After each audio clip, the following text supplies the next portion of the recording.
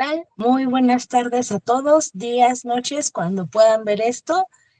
Como saben, soy la profesora Mónica y pues les doy la más cordial bienvenida a este nuevo tema, que es precisamente los mecanismos básicos de los derechos humanos. Ya se ha hablado anteriormente de otros temas, como han sido precisamente la parte internacional y sobre todo la parte en donde no hay divisiones en derechos humanos, que pueden consultar el video, les voy a dejar el enlace para que pues puedan refrescar un poco la memoria. En este caso vamos a hablar del tema de los mecanismos que se tiene para hacer valer los derechos humanos. Anteriormente o bueno, es muy sabido, es muy conocido, es que hay que promover los derechos humanos. De hecho, hay organizaciones, tanto judiciales como no judiciales, como por ejemplo las ONG, dígase asociaciones civiles, instituciones de asistencia privada o incluso colectivos que nos dicen, es que nosotros nos encargamos de la promoción y defensa de derechos humanos. Incluso la misma CNDH, que es la Comisión Nacional de los Derechos Humanos, nos dice, hacemos promoción y defensa de derechos humanos. Sí, pero ¿qué es cada una y qué implica? Eso es lo que vamos a ver justamente en esta clase o en este video, y pues espero que lo disfruten tanto como yo. Vamos a empezar a decir precisamente qué es la defensa o qué es la promoción, ¿vale? Que forman parte de los mecanismos que estamos viendo en este momento, ¿vale? Eh, Primero hay que entender que la promoción es una actividad de divulgación, ¿sale? Y que al final es como cuando vamos al supermercado, por ejemplo, y vemos a las personas que nos están mostrando o que están promoviendo, es decir, hacen una divulgación de un producto como tal, ya sea de alguna marca de refresco, alguna marca de embutidos, etcétera. ¿Sale? Eso es lo que se hace con el tema de la promoción en derechos humanos. ¿Sale? Es toda actividad de divulgación, es decir, para dar a conocer, hablar lo más que se pueda y dar a conocer las acciones que vayan encaminadas justamente a crear esas condiciones que van a permitir que se desarrollen los derechos humanos o que se empiecen a ejercer, ¿sale? Lo que estoy haciendo en este momento precisamente es una promoción. ¿Por qué? Porque estoy haciendo este video que va a tener difusión y que otras personas van a conocer precisamente para tener más conocimiento sobre el tema de derechos humanos. Justo lo que estoy haciendo en este momento es una promoción, ¿sale? De acuerdo con la Organización de las Naciones Unidas, precisamente los objetivos justamente de los equipos de derechos humanos, ¿sale? Es contribuir a la protección y fomento de derechos humanos. Ojo, no es lo mismo lo que estamos viendo en este momento, lo vamos a abordar más adelante, pero buscan contribuir a la protección y fomento a través de una acción inmediata y a largo plazo. ¿Qué quiere decir esto? Que de manera inmediata, es decir, a la voz de ya, tenemos que actuar, o esa es la pretensión de la ONU, ¿vale? Actuar para que se pueda dar una protección a los derechos humanos y se pueda dar también un fomento a los mismos, ¿sale? Pero esto no va a quedar de solamente hacerlo ahorita. También se plantea que sea a largo plazo, es decir, que en 6 años o más tiempo se siga dando esta promoción y esta defensa, ¿sale? Y esa protección.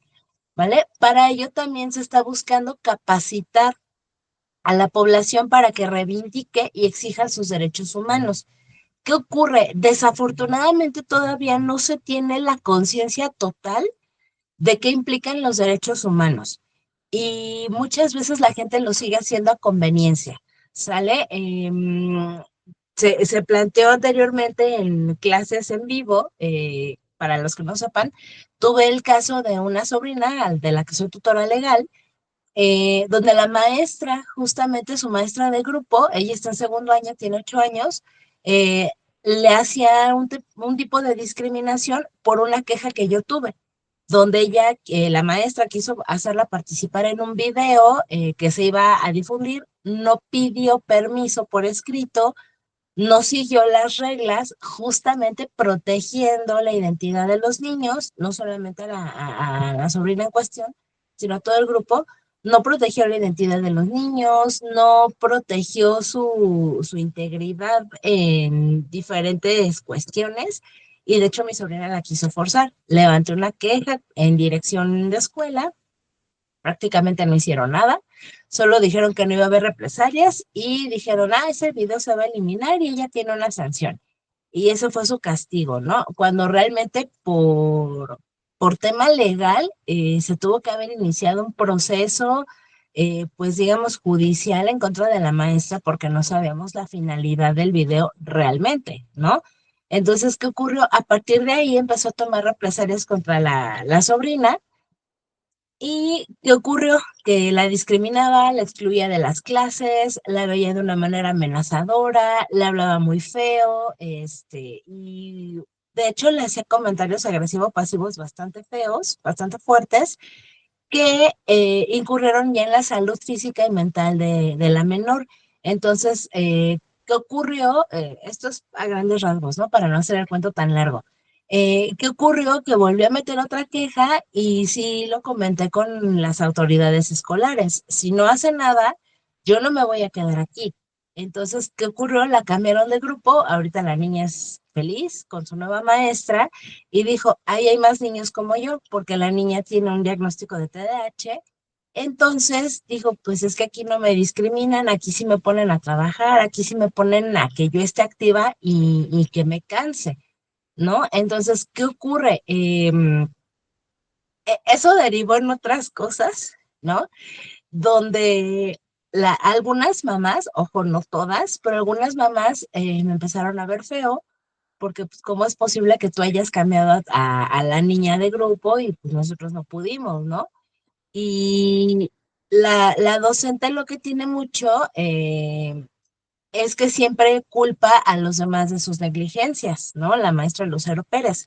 Entonces, ¿qué ocurre? Que al final dije, es que estoy buscando que se defienda o que se respeten los derechos humanos de la menor, ¿sale? Como tutor legal es mi obligación. Entonces, ¿qué ocurre? Que dentro de esa cuestión se busca capacitar a la población para que exija sus derechos humanos. ¿Qué ocurre? Con esto vemos que no todas las personas, incluyendo docentes a nivel educación básica, media superior y superior, no tienen conocimiento y no tienen capacitación total en materia de derechos humanos, lo cual la verdad es que es alarmante, ¿vale? Y se está buscando por parte de la ONU, por parte de comisiones, tanto nacionales como estatales y otras instituciones, así como civiles, como su servidora, que esto termine, ¿no? Que la gente se siga capacitando para saber en qué momento hacer la defensa y en qué momento hacer valer los derechos humanos. También otro punto es permitir al Estado, ¿sale? Dígase al Estado, al gobierno, ¿vale? Recordemos que es un sinónimo, que otras instituciones nacionales puedan implementar obligaciones de derechos humanos y mantener este Estado de Derecho. ¿Qué quiere decir? Yo como gobierno sé que tengo facultades, pero también tengo limitaciones, pero tampoco le puedo prohibir a la ciudadanía, no le puedo prohibir a la población el que no se organice para defender sus derechos humanos. ¿Sale? No le puedo prohibir a la población que se organice para capacitar. Al contrario, que ellos hagan lo que yo no puedo hacer o que no quiero hacer, dependiendo. Pero al final, esa libertad de asociación está consagrada en la Constitución mexicana. Entonces, ¿qué ocurre con esto? Que el Estado también tiene esta facultad y por supuesto la ONU busca que no solo el Estado, sino que otras personas, digas los civiles y otras instituciones no gubernamentales puedan hacer esta unión de capacitación y defensa precisamente para mantener ese estado de derecho, es decir, que se mantenga el orden respetando los derechos humanos, ¿sale? Y es muy importante que teniendo nosotros este conocimiento, teniendo esta capacitación, podamos como tal hacer algo, porque de nada sirve que tengamos todo el conocimiento de derechos humanos que encontramos en estos videos que con gusto subo, o en libros, en revistas, en la misma Declaración Universal de Derechos Humanos. De nada sirve que lo tengamos si no actuamos, si no lo aplicamos, ¿sale? Dicen que el conocimiento es poder, pero el conocimiento es poder cuando se sabe aplicar y cuando realmente se aplica. De lo contrario, solamente son datos que están en nuestra mente, ¿sale? Ahora bien, vamos a entender qué es la denuncia. Ya vimos que es la promoción, que es hablar y dar a conocer al por mayor, lo más que se pueda. La denuncia la vamos a entender como esa acción de conocimiento de las autoridades competentes, ¿sale? Tanto en manera local como estatal, federal, etcétera, ¿sale? Y también a las comisiones de derechos humanos. ¿Esto qué quiere decir?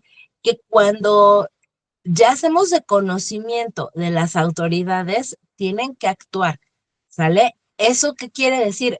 Por ejemplo, yo que soy abogada litigante también, lo que hago es que si hay alguna cuestión de alimentos, una cuestión de violencia familiar o cualquier otra materia en donde yo me esté desempeñando, donde se estén violando derechos humanos, hago de conocimiento en los escritos iniciales. Juez, también date cuenta de que al estar negando los alimentos, al no pagar pensión alimenticia, por ejemplo, se están violando los derechos humanos de los menores. Recordemos que hay algo que se llama el interés superior del menor. Entonces, ¿qué ocurre con esto? Que pues la denuncia es hacer del conocimiento de las autoridades para que literalmente se pongan a hacer su chamba, ¿sale? No quiere decir que no van a cometer actos, digamos que de omisión, porque esto desafortunadamente sigue sucediendo. ¿Y qué ocurre? Que al final violan también derechos humanos. Entonces, ¿qué ocurre? Si yo hago de conocimiento a una autoridad o a una comisión de derechos humanos que violaron mis derechos humanos y ellos no hacen nada, entonces estoy teniendo una doble violación, ¿sale? ¿Y qué ocurre con esto? Que me puedo ir a otras instancias, dígase la Corte Internacional de Derechos Humanos, en donde se va a dar un seguimiento y entonces con la pena van a empezar a rodar cabezas de arriba hacia abajo y entonces se van a poner a trabajar. Y esto, pues no lo digo yo, lo dice la misma declaración y lo dicen otros protocolos, ¿sale? ¿Qué ocurre también? Que está prohibido que los servidores públicos atenten contra la integridad de las personas, ¿sale? No pueden tener actos de omisión. Por ejemplo, ahorita con el mismo caso que les comentaba de la sobrina, ¿no? Que le digo a la sobrija, ¿qué ocurre con esto?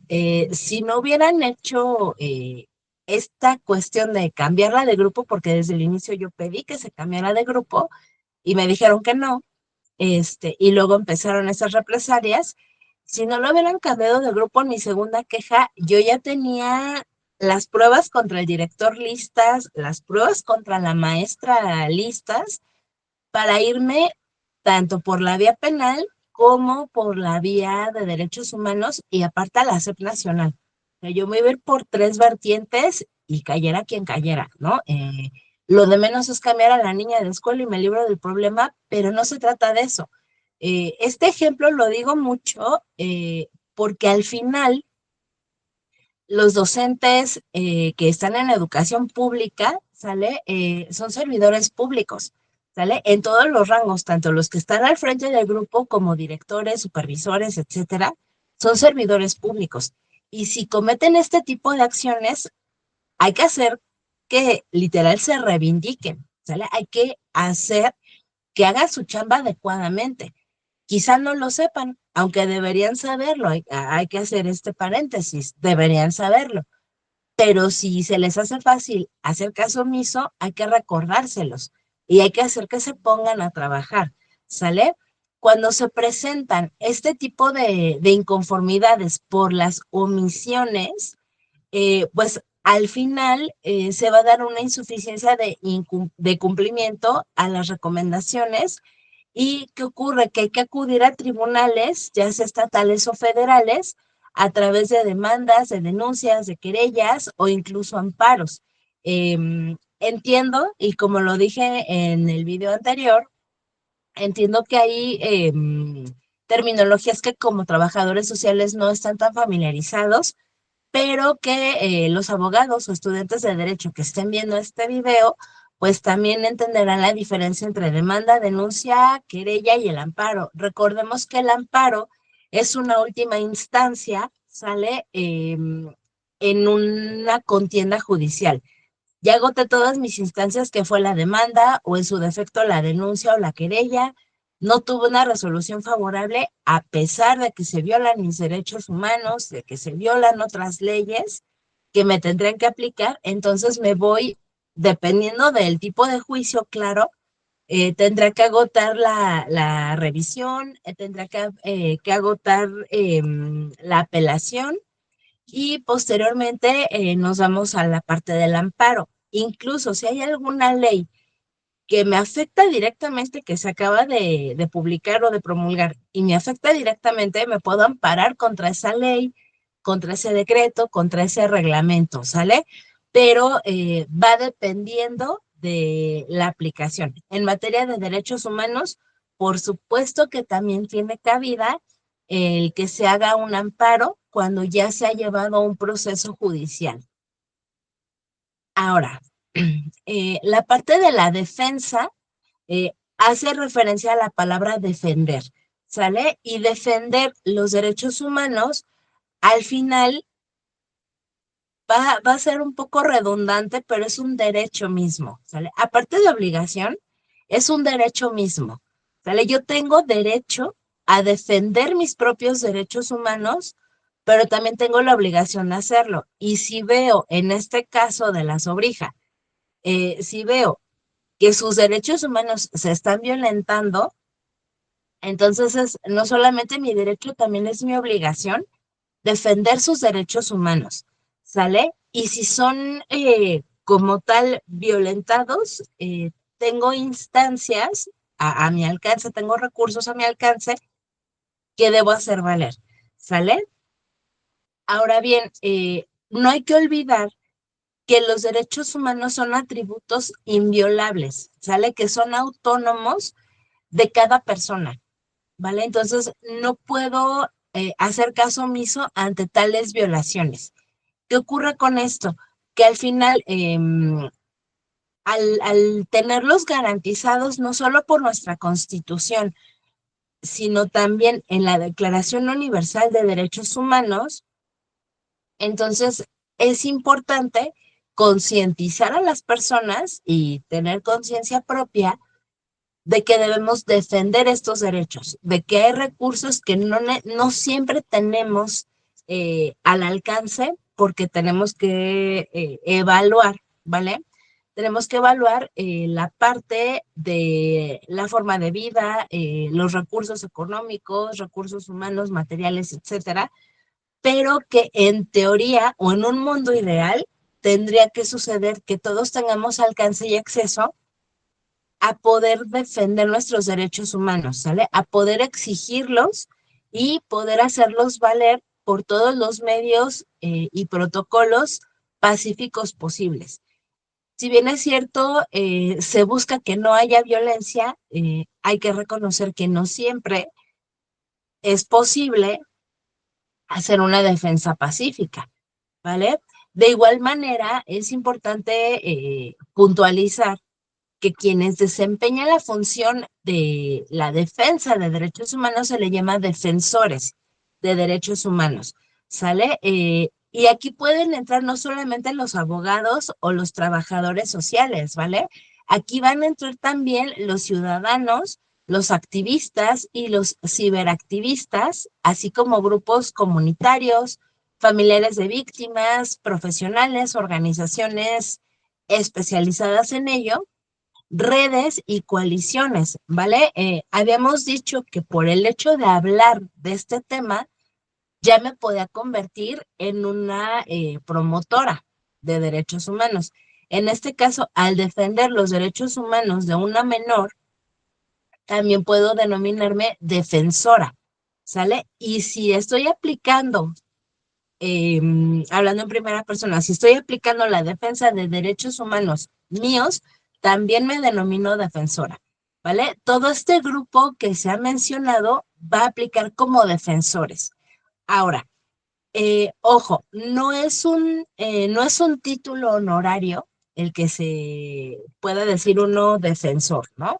Eh, Tampoco se requiere como tal un título universitario, pero sí hay que tomar en cuenta y hay que concientizar que es una función que se va a reconocer por el esfuerzo que se hace por defender los derechos humanos.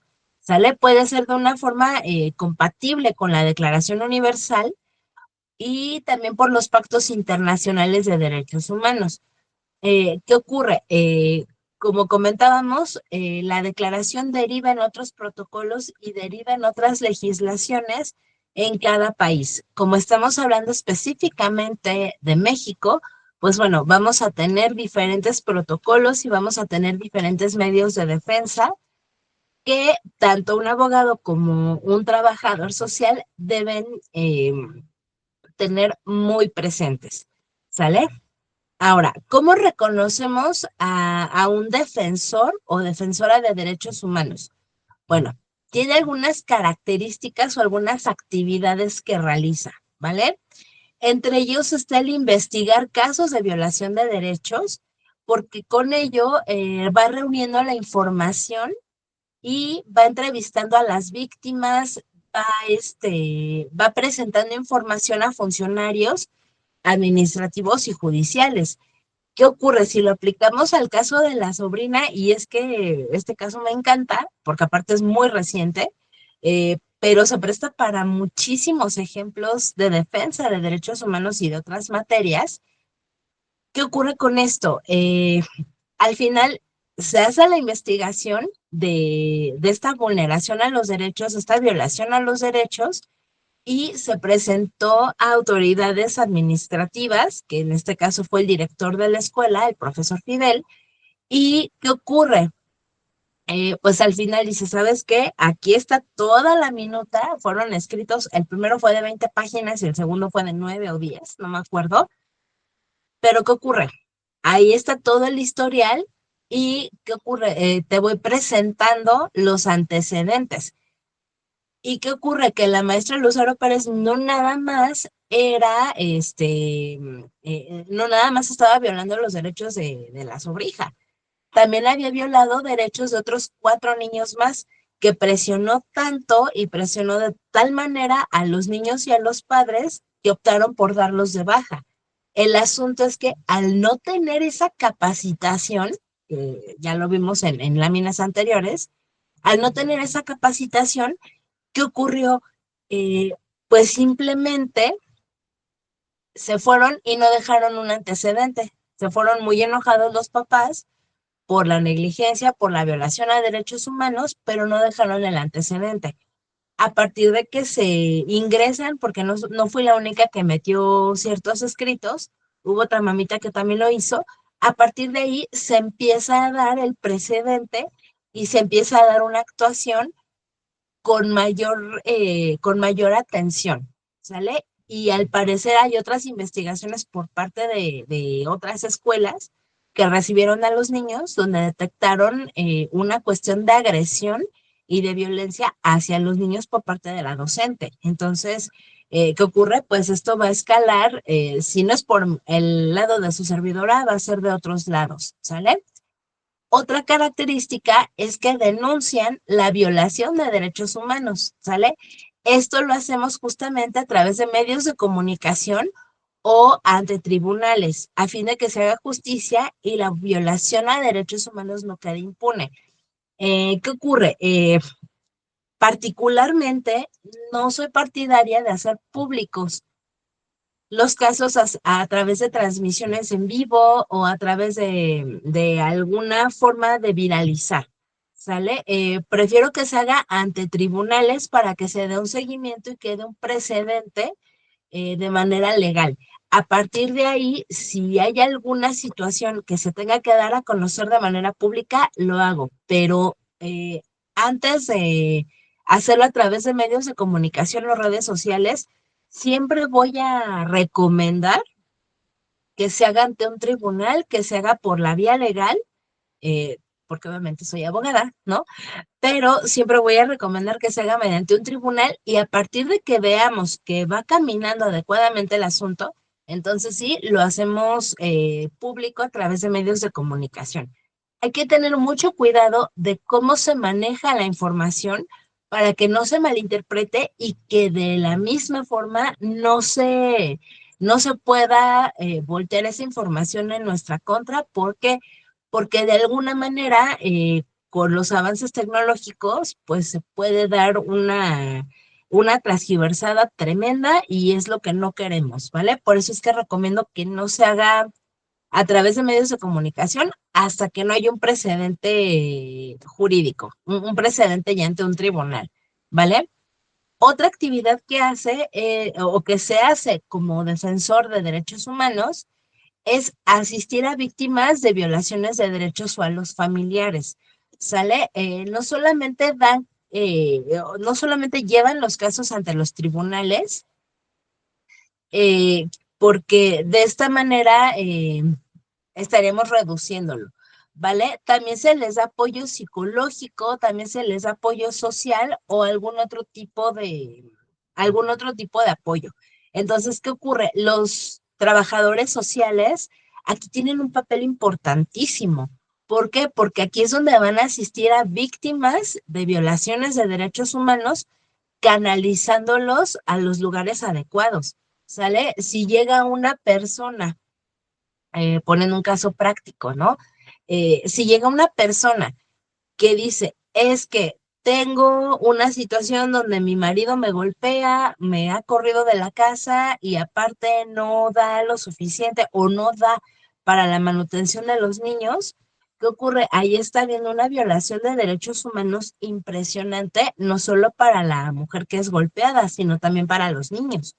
Entonces, ¿qué ocurre con esto? Como trabajadores sociales, no podemos resolver todo el problema, ¿vale? Y no podemos ir a reclamarle directamente al agresor, pero sí podemos canalizar a instituciones donde se les pueda brindar el apoyo.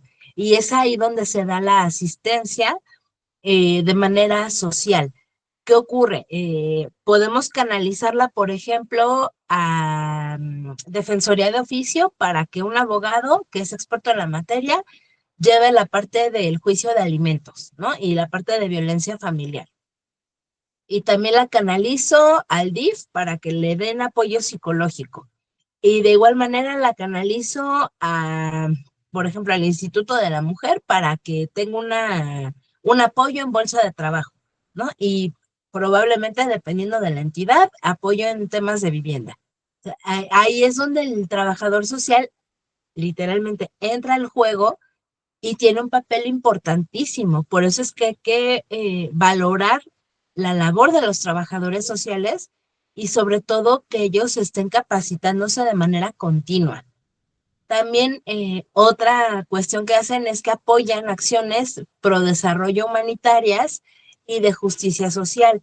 Esto lo hacen dentro de las diversas áreas que son la pobreza, la salud, educación, vivienda, ¿sale? Y esto va englobado también en el marco normativo de derechos humanos. ¿Qué ocurre? Probablemente tenga el trabajador social una vocación específica para resolver temas de vivienda. Perfecto. Entonces ahí va a ser o va a tener acciones que desarrollen el tema de vivienda. Tal vez va a tener acciones para el tema de educación. De hecho, tengo alumnos en materia de trabajo social que se van mucho al tema de la educación y que tienen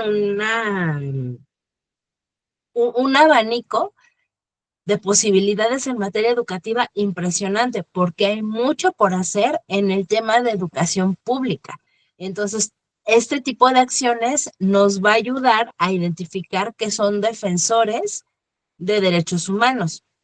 También educan, que era lo que decíamos, ¿no? La capacitación. Educan en las normas de derechos humanos, tanto a abogados, funcionarios judiciales, a policías, a militares, ¿sale? Y también lo hacen en comunidades, en escuelas y en universidades. ¿Qué ocurre?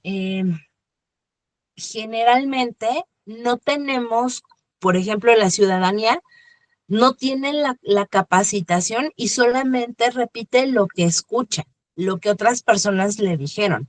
Entonces aquí también los trabajadores sociales tienen una labor importantísima en clínicas, en hospitales o en sus centros de trabajo.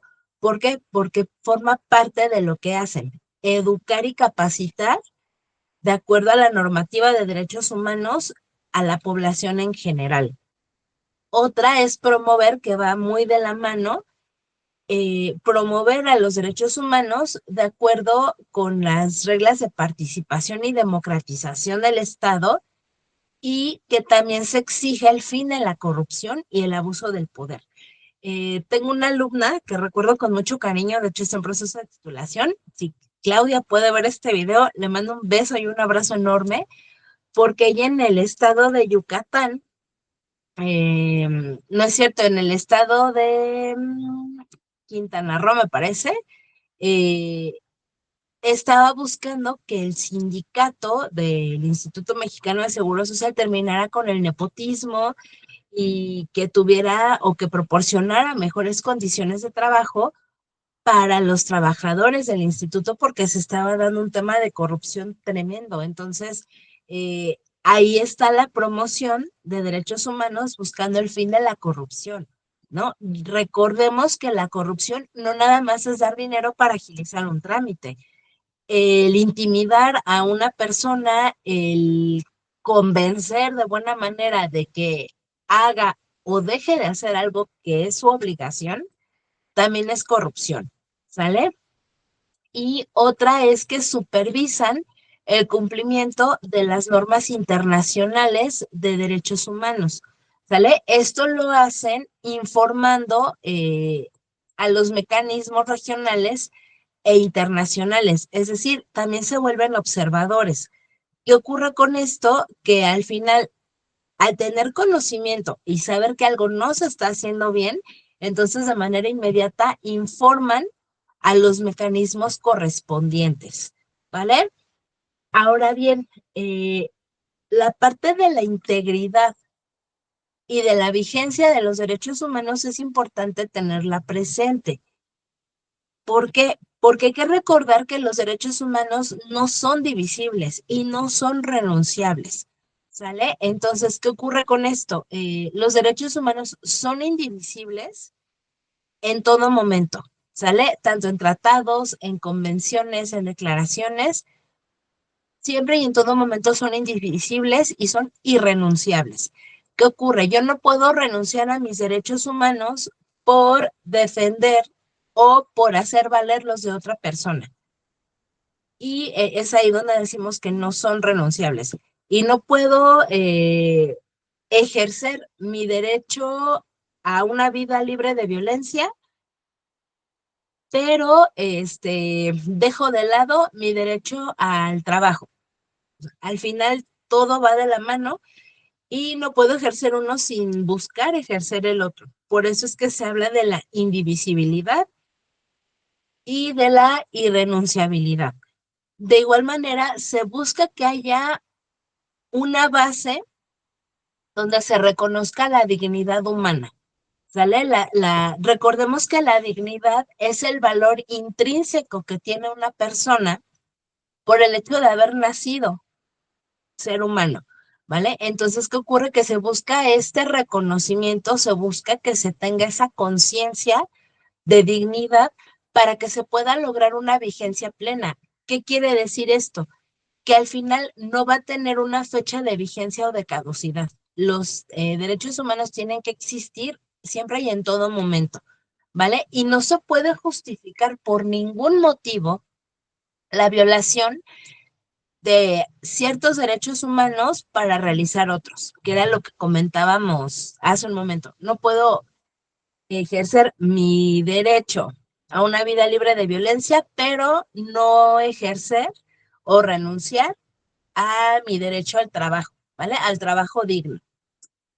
Ahora, recordemos, la vigencia es al final una cuestión complicada, es complejo, porque al final, mientras más avanzamos en esta defensa, en esta promoción de derechos humanos, se va haciendo más complejo el camino, eh, se va haciendo un contexto un poco más agravado, porque vamos a enfrentar ciertos problemas sociales, ¿sale? Como inseguridad, exclusión social, desigualdad, pobreza, etcétera. Entonces, ¿qué ocurre?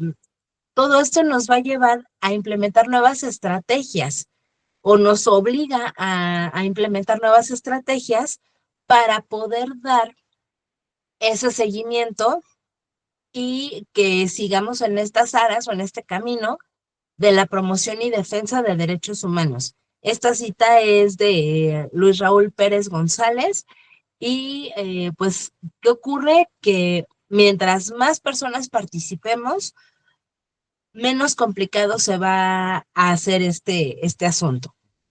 Ahora bien, eh, hay organismos públicos, ojo, de protección a derechos humanos.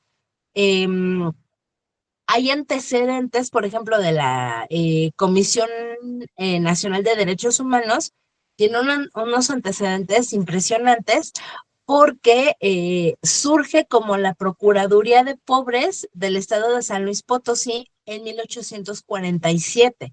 Es un año muy marcado porque tenemos diferentes sucesos históricos, ¿sale? Y en otras fechas va evolucionando a la Procuraduría para la Defensa del Indígena del Estado de Oaxaca en 1986. ¿Qué ocurre? Que años más tarde va a surgir un movimiento llamado el EZLN, que son las abreviaturas, y que van a buscar precisamente parte de la defensa de derechos humanos en el estado de Chiapas, salpicando también a Oaxaca, ¿sale?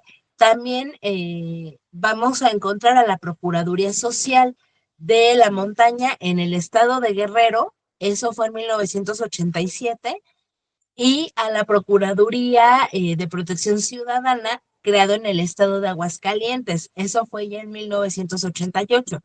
Si se fijan, a partir de 1847 a la fecha se fueron dando procuradurías y se fueron dando defensorías, ¿sale? Por ejemplo, Defensoría de los Derechos de los Vecinos y como tal se da la Procuraduría Social en el Distrito Federal, la PROSOC, que actualmente todavía subsiste y que también sigue siendo un organismo importante dentro de la Ciudad de México, ahora conocida como Ciudad de México. ¿Qué ocurre? A partir de los 90, década de los 90, se da precisamente la creación de la Comisión Nacional de Derechos Humanos y esto va a dar una evolución a un mandato constitucional donde se da un sistema, ¿sale?, de derechos humanos a nivel nacional. ¿Qué quiere decir?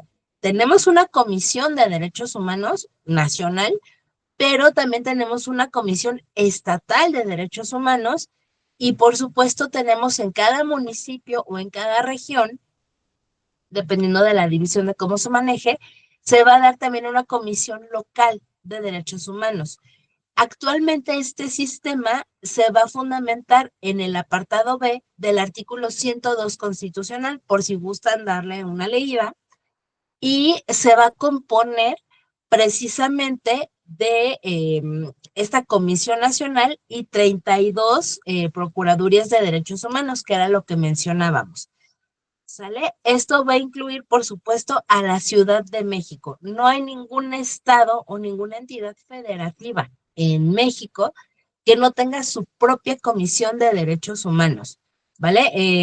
Les recomiendo que visiten la página de la CNDH, voy a tratar de dejarles el enlace para que puedan ver también el trabajo que se está haciendo y que visiten la página o el sitio web de las comisiones y procuradurías de derechos humanos del estado desde donde nos estén viendo. De hecho, sería padre que nos digan desde qué estado nos ven para saber hasta dónde estamos llegando, ¿vale? Y cuáles, cuáles son los alcances o perspectivas que se tienen y también los retos de las organizaciones no gubernamentales de derechos humanos. ¿Qué ocurre con esto? Ya hemos dicho que el Estado tiene la obligación de promover y defender los derechos humanos, pero también las ONGs tienen un papel importantísimo porque al final en ellos o en estas organizaciones se centra el trabajo que el Estado no siempre puede hacer, ¿sale? Y es como la parte donde la sociedad o el pueblo va a buscar defenderse, va a buscar refugiarse ante violaciones de derechos humanos y ante situaciones en donde están siendo víctimas, ¿vale? Entonces, ¿qué ocurre? Tiene muchos retos todavía que se tienen que superar. ¿Y qué ocurre? Que a escala mundial, pues también los defensores de derechos humanos eh, se ven, eh, se ven amenazados, ¿no? Hemos visto muchos casos de desapariciones forzadas por defender o por promover derechos humanos. Entonces, ¿qué ocurre? Como decíamos, se juega un papel importante al dirigir la atención de la comunidad hacia estas instancias. ¿Qué ocurre? Que las ONGs van monitoreando acciones de gobiernos y ejercen presión para actuar de acuerdo a los principios de derechos humanos y a los protocolos existentes. Por eso es tan importante que se dé esta promoción y esta defensa. Y por eso es tan fundamental la existencia de organizaciones no gubernamentales. ¿Qué ocurre? Para las ONGs, los derechos humanos son una solución evidente del problema eh, que a veces tenemos en los grupos no gubernamentales, ¿vale? Ya sea en materia internacional o en materia nacional, pero no es tan sencillo. Hay que ir escalando, hay que ir yéndonos por etapas, ¿sale? Empezamos desde la primera instancia hasta llegar a ámbitos internacionales. Generalmente, cuando son casos no tan graves, se quedan en un ámbito nacional. Por supuesto, hay algunos que han escalado al ámbito internacional.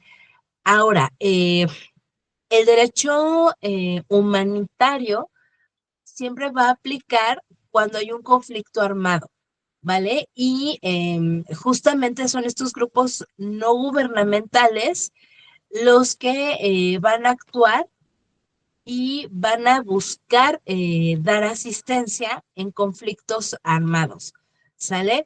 De igual manera, cuando hay este tipo de conflictos armados, pues se sigue obligando a los gobiernos a que suspendan algunas de sus disposiciones para hacer valer derechos humanos o para respetarlos.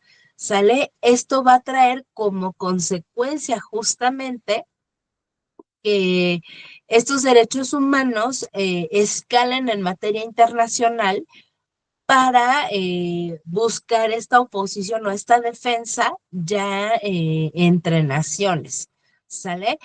Aquí la pregunta es, ¿qué tan importante es si se exige al gobierno que tenga criterios más elevados o diferentes a la oposición? ¿Vale? Porque podemos exigir al gobierno o al Estado que tenga ciertos protocolos, pero ¿qué tan importante es exigirlo? Porque el gobierno lo puede tener, pero si no lo exigimos como ciudadanos, como organizaciones no gubernamentales, muy difícilmente el gobierno o el Estado va a implementarlos. Recordemos que ya en una cuestión práctica, mientras menos se le exija al gobierno, pues más cómodo para ellos porque menos se ponen a trabajar y terminan diciendo, pues es que no me dijeron. O sea, sé que lo tenía que hacer, pero como no me exigieron, no me puse a trabajar. Entonces, ¿qué ocurre? Esto lo vamos a ver en todas las escalas a nivel tanto federal, estatal, local e incluso en las mismas escuelas. Tal es el caso que planteamos hace rato. Si no se exigía, no se hacía nada. ¿Y qué fue lo que ocurrió? Que al final se tuvieron que poner a trabajar, ¿vale? Y cuáles son los retos y estrategias del movimiento de derechos humanos. Pues bueno, es importante avanzar con esta implementación de políticas públicas. De hecho, los trabajadores sociales aquí deben de trabajar en conjunto con abogados para garantizar el derecho a la ciudadanía, ¿sale? Eh, deben ser políticas públicas que sean efectivas y que de verdad aseguren la posibilidad de todas las personas a una forma digna de vida, ¿sale? Que esto va a implicar justamente un medio ambiente sano en cuestiones naturales o medioambientales y que se dé también la calidad de agua, calidad de movilidad, sale que haya seguridad en este ámbito y que se disfruten de espacios urbanos inclusivos y justos. Esto también va a entrar en materia de educación, porque se están dando muchos casos de discriminación, de maltrato y de violencia hacia personas con neurodivergencia, principalmente niños. Entonces, ¿qué ocurre? Que es aquí donde tenemos que ponernos a trabajar, tenemos que actuar para evitar que esto se siga dando y que no solamente tengan sanciones los docentes o los servidores públicos, porque al final son servidores públicos, sino que también eh, se dé una capacitación al respecto. El decir, es que ese paciente es que necesitan amor y necesitan de ti, no es una capacitación. Hay que enseñarles a hacer las cosas porque nadie nace sabiendo. De igual manera, es importante saber o recordar que el 10 de diciembre se conmemora el Día de los Derechos Humanos a nivel mundial, ¿sale? Y ante esto, pues van a surgir o resultan problemáticas para poder dar esa implementación de políticas públicas que aseguren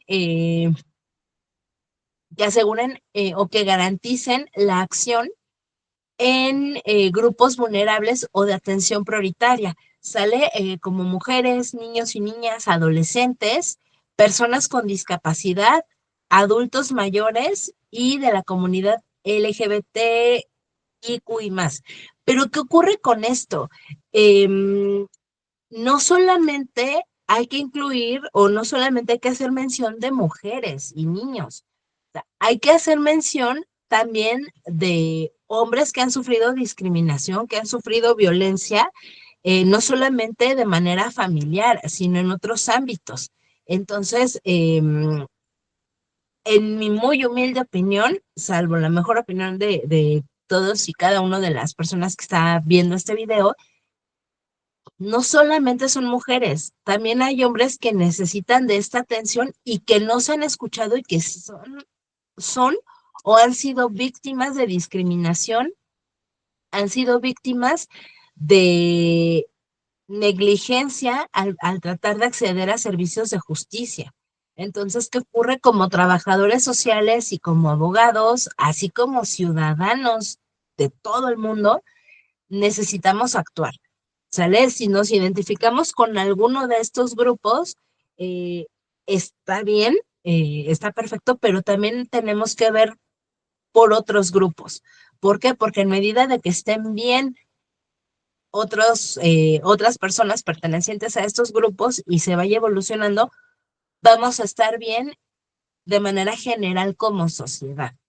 De igual manera, pues espero que les haya gustado este contenido. Agradeceré mucho sus comentarios, sus retroalimentaciones y los invito a que se sigan suscribiendo. Recuerden que este contenido es precisamente para cubrir algunos temarios que no se cubren en clase, pero que si les sirve este contenido, pues es más que realizado con gusto y con todo el corazón. Y pues nada, espero que, repito, que les haya gustado y nos vemos en el siguiente video.